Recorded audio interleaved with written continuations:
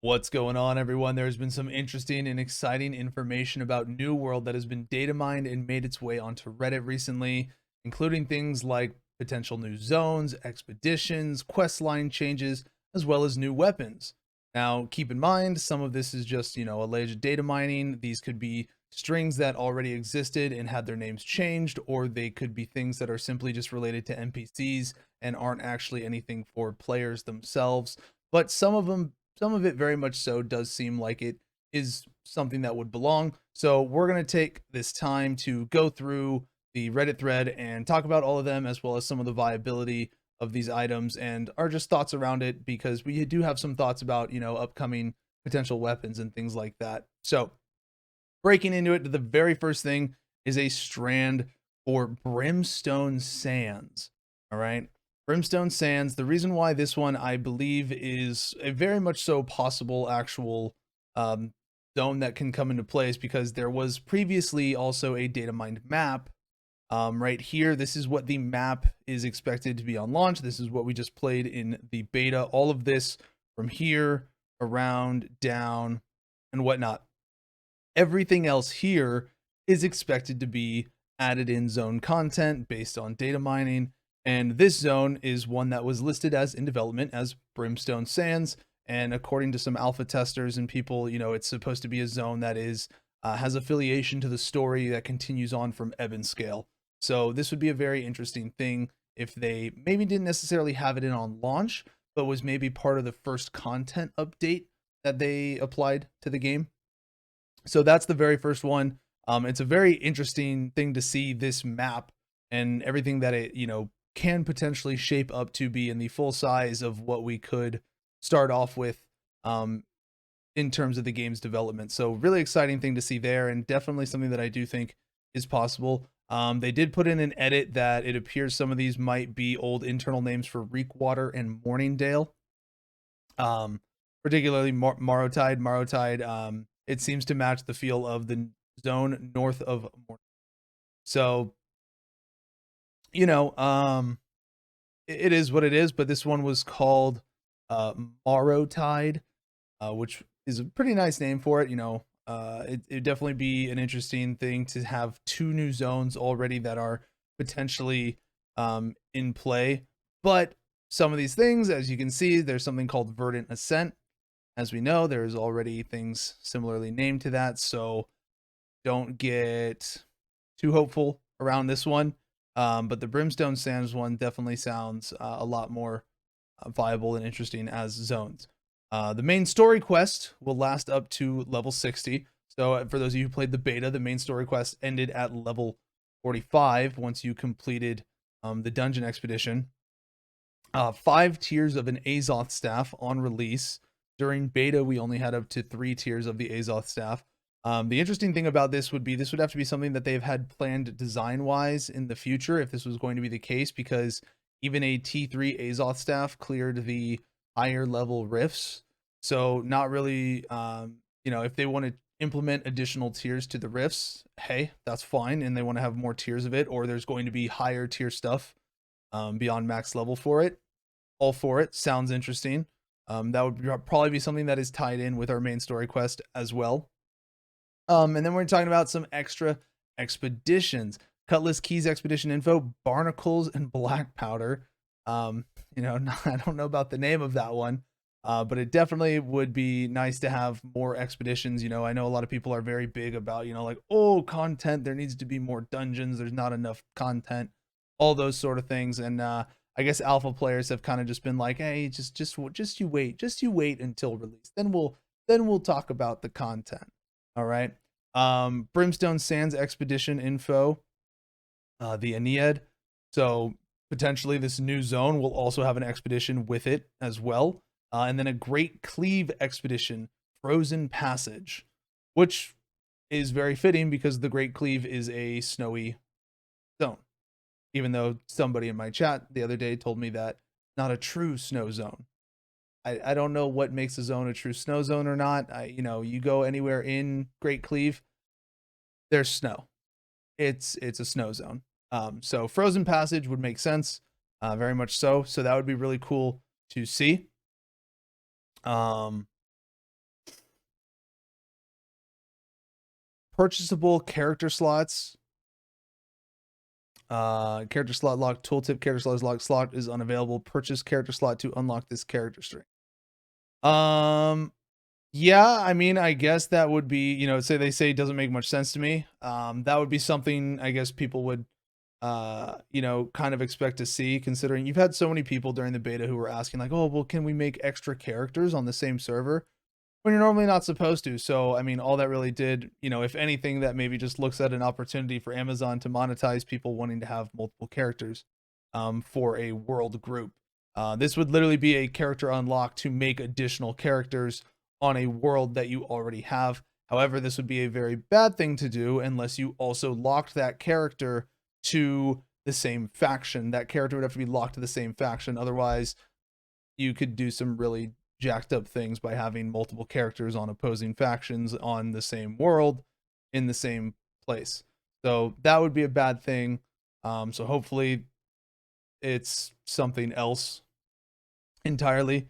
Expedition queue. Expedition is currently full. Join the queue to enter the expedition. So this could be either the expedition, like the amount of expedition instances taking place on your world at that time is full, and the, you know, the server can't handle more expeditions at this time, and so your group enters a queue for it. Or it's like a typical looking for group system.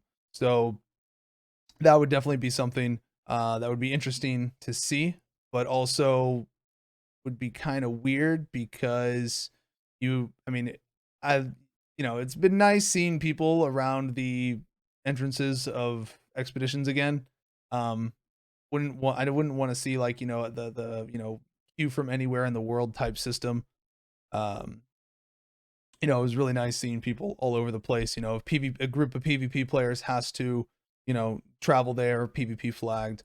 Group of non-PvP players has to travel there, non-PvP flagged, etc. And so those sort of things have been interesting, and nice to see again in the world of an MMO. Now, we're getting into some of the weapons. These are the main things. I know this is what a lot of people are talking about.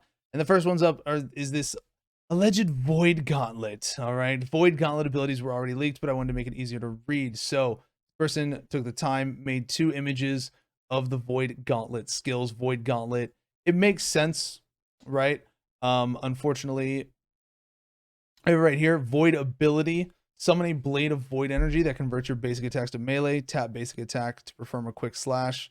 Thrust to hold it for a heavy attack. Both attacks inflict disintegrate on successful hits, dealing % weapon damage per second and reducing damage absorption by a percentage for X second duration. I mean, some of this sounds pretty insane. You know, we've already read through all the Void Gauntlet stuff, but some of these sound really, really crazy. Just baseline. Summon a circle of void energy at your feet that deals % weapon damage per second to enemies and grants empower to friendlies, increasing their damage by a percentage in a radius for 8 seconds. Unleash a void infused scream, dealing % weapon damage and inflicting root to enemies 4 meters in front of you, disabling their movement for X seconds. Void Aura Ultimate. On successful ability hit, gain a stack of Void Essence at 6 stacks, consume all stacks, and gain a X meter aura on yourself that heals friendlies for % weapon damage and deals % weapon damage per seconds to enemies within a set duration. Again, a lot of this stuff already sounds kind of insane. This sounds like a cracked out hybrid support that buffs allies while doing AoE dot damage and ticking damage and direct damage, and also heals and can CC. It sounds like this thing would be really broken, given the way people are already using the life staff to do things. And so I'm sure people would find a way to make this even more chaotic around the balancing system of people's sustained builds. There's already too much healing in the game. I would have really liked to have seen Void Gauntlet have healing reduction skills. That's just the first set of it. Then we have Decaying Orb. Fire an unblockable orb that passes through enemies and inflicts disintegrate, dealing % weapon damage per second and reducing damage absorption by a percentage for X seconds. At max range, it transforms into a healing orb and returns Healing friendlies for percent weapon damage per second. Again, this thing just sounds like it's going to be literally everybody's going to be running it. Like everybody's going to be running it. It sounds absolutely broken in terms of its functionality at the moment. It's something that does damage, percentage based damage, per second, as well as healing.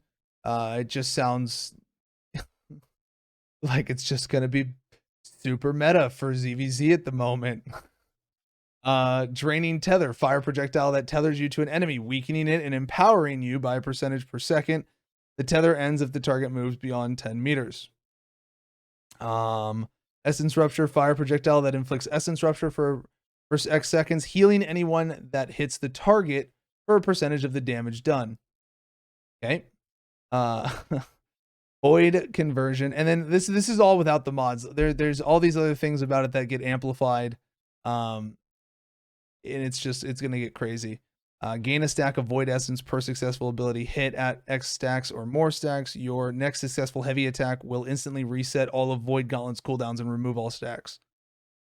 Okay, yeah, that doesn't sound. Oh.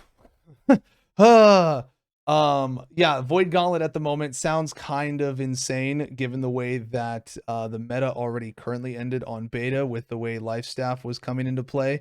I would really hate to see Void Gauntlet come into play the way it is here. This would just make things absurd at this time, I feel like. But that's just my take on how bad it already was with people trying to kill one another with the way Life Staff was being used with the Amber Gem and everything else. And, you know, Paladin build this, Paladin build that. People would not shut up about Paladin builds. And Void Gauntlet just seems like it's just one more key to that puzzle of adding into the Paladin build chaos. So personally, I would have liked to have seen Void Gauntlet be more of a debuffing weapon, something that adds more heal, you know, reduction, because currently there is very limited healing reduction, and I think there needs to actually be more of it because there's already so much healing between regen food, instant pot, regen pot, and then just regular food consumption. And then on top of that, you have player healing itself from a, you know, healing abilities. So there's currently way too many resources of healing and not enough ways to prevent healing or reduce it. So that's just going to be part of Amazon learning how to balance their game. Hopefully they, you know, they take a lot of that into consideration before, you know, if Void Gauntlet is something that's going to be true, before it becomes something that's implemented. Weapon images. We have one-handed clubs. Now these are weapons that can very much so be things that you would see, you know, an NPC using, right? One-handed pistols, very much so, you know, we've seen these on the pirate mobs. These are all very common weapons that we've seen.